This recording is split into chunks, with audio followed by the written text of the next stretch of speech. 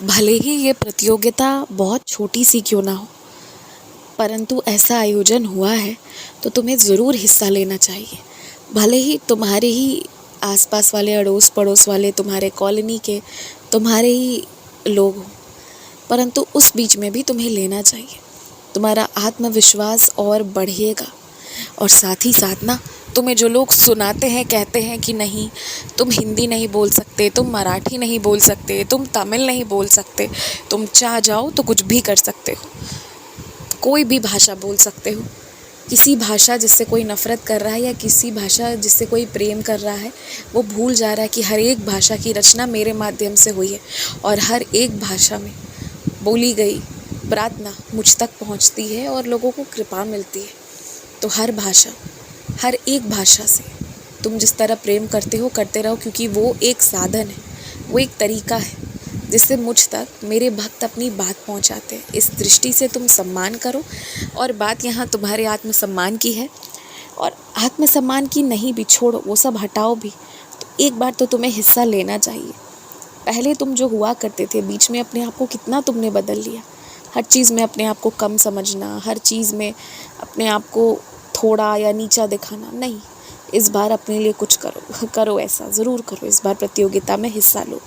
मैं अभी से ये नहीं कह रहा कि तुम जीत ही जाओगे, जो मेहनत करेगा वो जीतेगा, परंतु अगर तुमने दिल से मेहनत किया ना, तो सबके दिल पर राज ज़रूर करोगे। हो सकता है कि ये बहुत छोटा सा आयोजन हो, तो जीत हार जो है वो मित्रता और कटुता पर हो सकता है जीत हार का फैसला जो भी कर रहा हो वो निष्पक्ष होकर ना कर पाए, जो भी हो।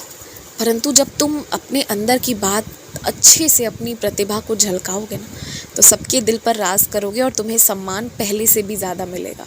अपने लिए इस बार करो, किसी पुरस्कार के लिए नहीं, अपने लिए करो, और जो भी होगा यकीन मानो तुम्हें बहुत सुख देकर जाएगा।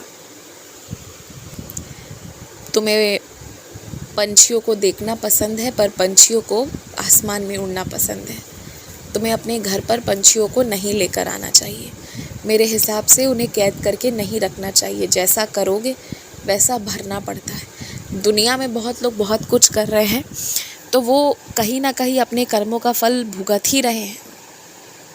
किसी न किसी जन्म में भुगतना ही पड़ता है। तुम किसी को छोटी सी जगह में कैद करके रख दोगे, जो पूरे आसमान में उड़ने वाला हो, जिसकी जगह पूरी आसमान हो, उसे छोटे से पिंजरे में रख दोगे, तो ये कर्म लौट कर तो आएगा तुम्हारे पास, ये बात तो तय है। और फिर कहोगे कि तुम उसे सेवा कर रहे हो, तो उसे वैसी सेवा की ज़रूरत नहीं। वो मीलों दूर उड़कर जाना चाहता है और वहाँ से अपने लिए दाना, पानी, इन सब को लेकर आना चाहता है।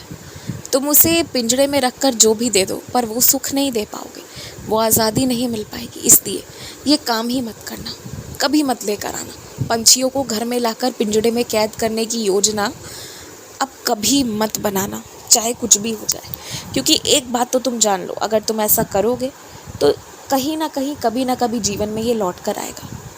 हाँ, अगर तुम्हारे घर वाले नहीं सुन रहे हैं, बिल्कुल नहीं सुन रहे, तो तुम इस चीज़ से, इस विषय से अलग रहना। क्योंकि कभी कभी पूरे नहीं, सिर्फ एक व्यक्ति का देखा जाता है कि उस व्यक्ति का कर्म कैसा है, उसके विचार कैसे हैं। तो तुम इस विषय से एकदम अलग रहना। फिर खुश रहो।